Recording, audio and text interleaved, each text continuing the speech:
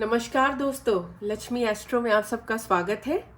आज हम पढ़ेंगे और समझेंगे उच्च के घर। तो ये जो हमारे 9 प्लैनेट्स हैं उनके अपने उच्च के ग्रह होते हैं, जहाँ वो बहुत ही अच्छा प्रभाव देते हैं, अच्छे रिजल्ट्स देते हैं अपने उच्च के ग्रह में। पक्के ग्रह में भी वो, पक्के ग्रह का मतलब था कि वो एनर्जीज रहती हैं वहाँ पे, और ये उच्च के ग्रह का है कि वहाँ पे वो काफ़ी अच्छा रिजल्ट देते हैं, वहाँ एग्जॉल्टेशन होती है उनकी। तो चलिए फिर से हम अपनी कुंडली बना लेते हैं।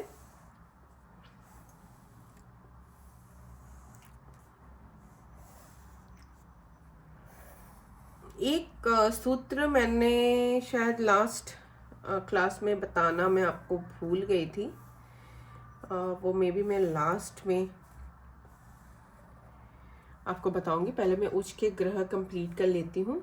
मैं कोई नंबर नहीं लिख रही हूँ क्योंकि ये काल पुरुष की कुंडली है। हमेशा याद रखिएगा, जो पहला होता है वो खाना नंबर 1 होता है, जो एरीज माना जाता है। ठीक है, आप मैं मे बी, चलिए मैं पहले आपको थोड़ी बता देती हूँ कि राशियाँ क्या क्या हो सकती हैं।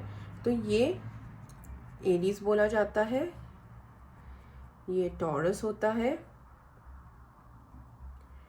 ये जेमिनाई होता है, ये कैंसर होता है, ये लियो होता है, that is 5 4 3 2 6, that is Virgo, 7 Libra मतलब तुला। आपको इसके हिंदी नाम आपको कहीं भी इंटरनेट पे मिल जाएंगे।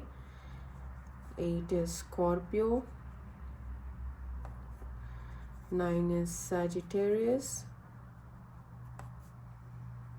10 is Capricorn,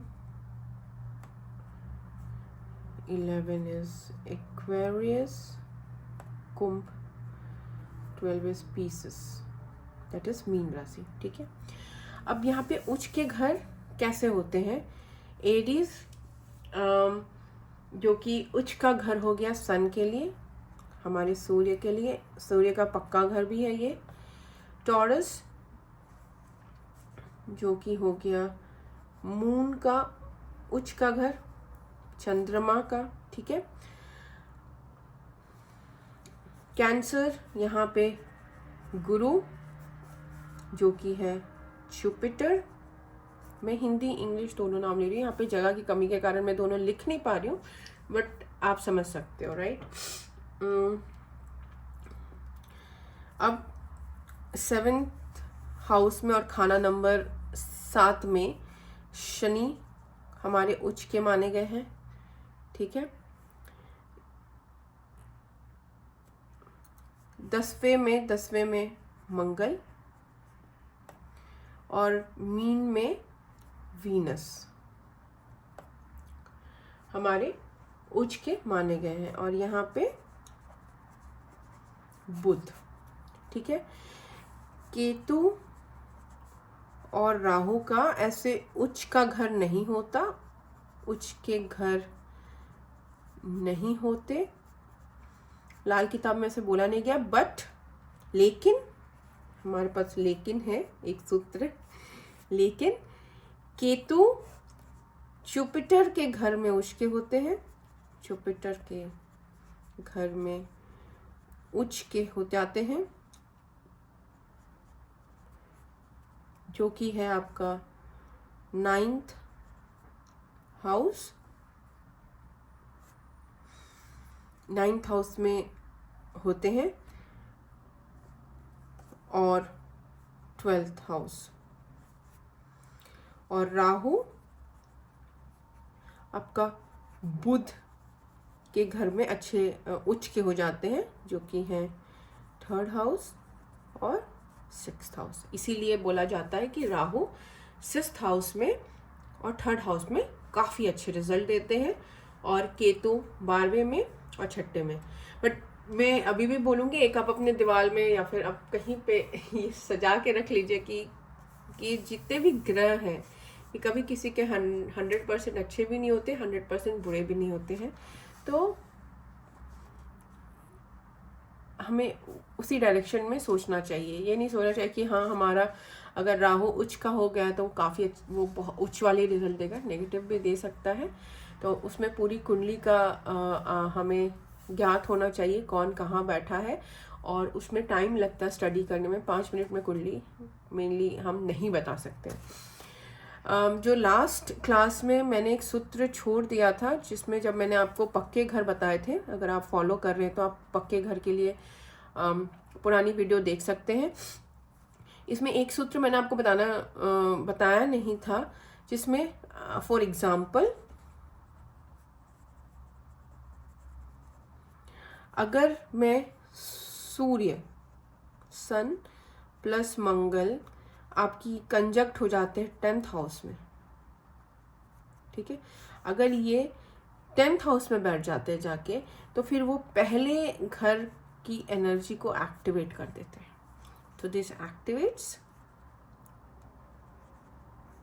first house energy. अगर वो कहीं पे भी, मतलब नॉट इवन 10th हाउस, ये आप कोई भी घर मान लीजिए, मतलब कि मेरा कहना ये है कि ये एक मैंने आपको पक्के घर बता दिए, ये जोड़ी में है।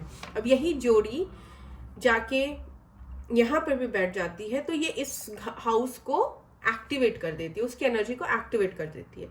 अब इसे याद करने का एक बहुत ही सिंपल तरीका है। आपकी किसी से शादी हुई होती है, आप लोग दोनों पति पत्नी होते हैं, एक जोड़ी में होते हैं, आप दुनिया के किसी भी कोने में चले जाएं, ठीक है, आपकी वो पति पत्नी की एनर्जी तो वहां पर भी रहेगी ही। Like you will still behave like a husband and wife. वो जो एनर्जी होती है हस्बैंड एंड वाइफ की, वो आपकी रहेगी ही। तो सेम चीज ये है यहाँ पे, जैसे गुरु और शुक्र कहीं पे भी अगर इकट्ठे किसी भी खाना नंबर में इकट्ठे बैठ जाए, वो सेकेंड हाउस की एनर्जी को एक्टिवेट कर देते हैं। तो ये एक बहुत ही महत्वपूर्ण सूत्र है जो आपको याद रखना चाहिए। दूसरा, आज हमने उच्च के घर पढ़े।